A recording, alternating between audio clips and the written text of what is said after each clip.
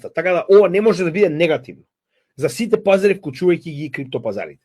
Значи, било кој од овие тарифи која што ќе падне во вода и ќе се намали на било кој начин, за нас е екстремно позитивно.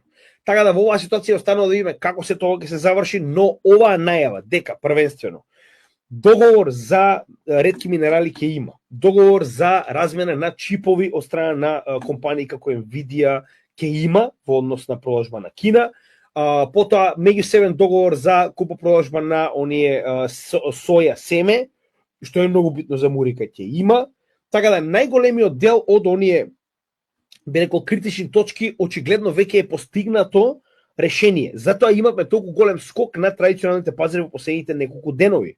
Посебно кога станува збор за фентинол, што е една од главните теми за Мурика, наводно и за тоа се договориле, дури и за TikTok има постигнато договор дека истиот ќе биде потенцијално ребрендиран на некој начин, како и да е.